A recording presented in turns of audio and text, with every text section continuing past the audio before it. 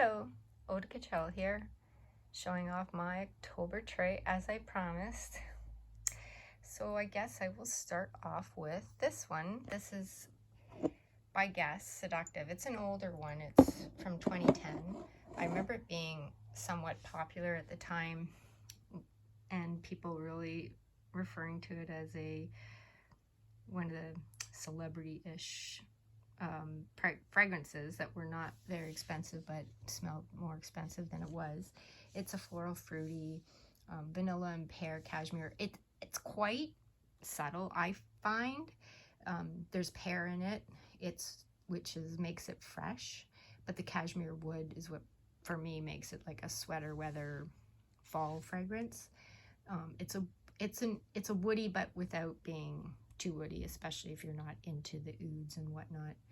So that's one I pulled out that I kind of forgot about actually that I'd had.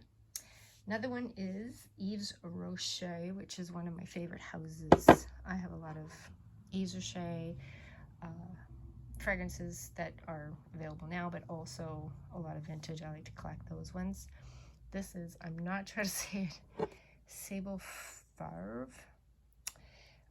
Anywho, it's another,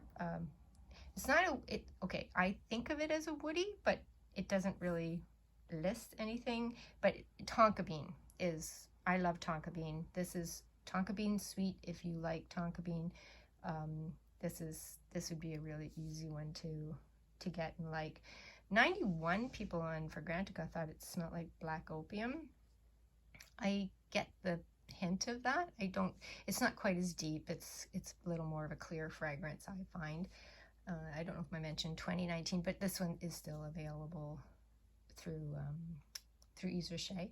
It also has benzoin, which again, sweet, vanilla-ish, I believe, and Spanish labdanum, which I forgot. I meant to find out labdanum, what that exactly is all about, but this, as I said, Tonka bean. If you like Tonka bean, you will like this fragrance. Next is, I will show you this one. This one can be for me headache inducing if you spray too much, or I often will only wear it one day and then I have to give myself a break, sometimes just after the morning.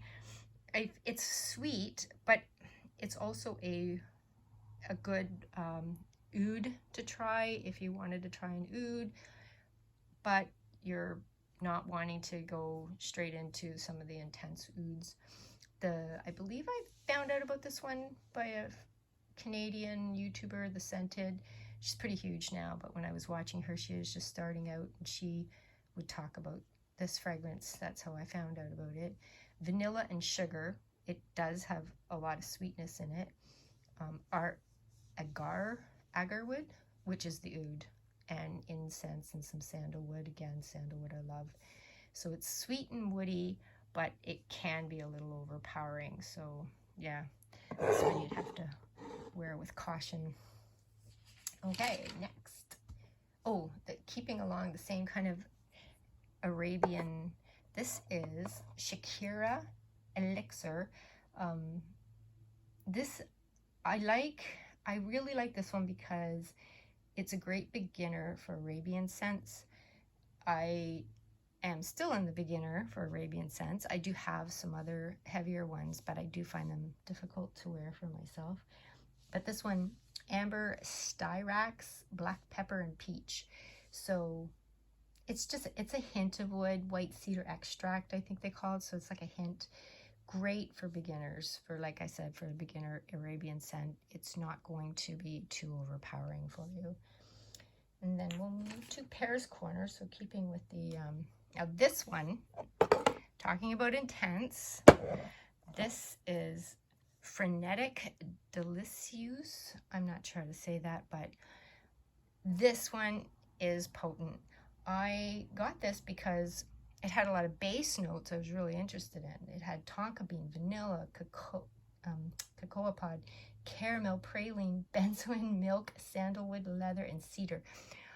I was and in the dry down it does, but intense at the top, lavender, mint, and bergamot. It's almost more what I'm used to smelling in a men's cologne, but it's intense. It's good, but it takes some getting used to if you're not really into an intense fragrance. I actually, as I was going through these to really remind myself each one to do this video, this one must have just permeated inside my nose. As soon as I went out to let the dogs out, I smell fresh air, and this just constantly. It's so strong and just sticks to everything. So, but if you like you want an intense fragrance that's different, I would definitely give this one a try. Oh, right, and it's a magnetic magnetic cap. Okay, next. Oh, this one I'm sure people have heard of. Another Arabian sort of situation. This is the CASMIR by Chopard, 1992. I remember wearing this in my 20s, and I thought this was the sweetest, most gourmand fragrance ever. And of course now, not so much compared to all the others that are out there now. This is vanilla, peach, amber, sandalwood, coconut, mango. I remember watching this on being reviewed, by Mila LeBlanc, her channel, when she does fragrances, and she talked about it smelling exactly like a apricot dessert, which I'm not familiar with, but I would agree. Like an apricot dessert, it's very sweet, but not as sweet as the fragrances that are out today, of course. So that's a fun one though. I really like wearing that for some reason I think of that as a weekend fragrance. Okay, and keeping with the sweetness and desserty kind of fragrances, this is brand new to my collection. As I said, I like to collect the Yves Rocher. This one here it's just apple and vanilla, so it's like a candy apple. It's Yves Rocher's Apple Delight Pomme DÉLICE 2015. As I said, it's discontinued, but new to me. I'm really looking forward to wearing this because it just, you know, candy apple, fall, it just seems all to go together. That makes sense to me. And, oh, this is my last one.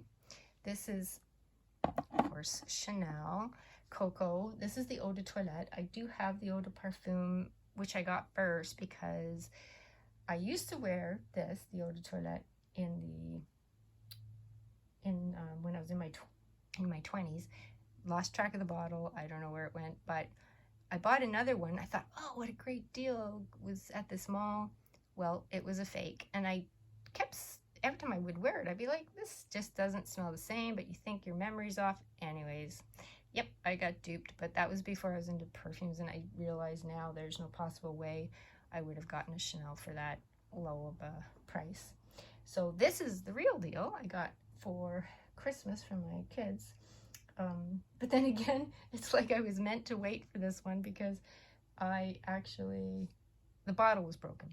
So we had to send it back to Chanel. They sent us one, and as I am a happy camper now because I can have it for fall, this one is Cloves, Bulgarian Rose, Sandalwood, Amber, Oponax, Coriander, Peach, and Civet.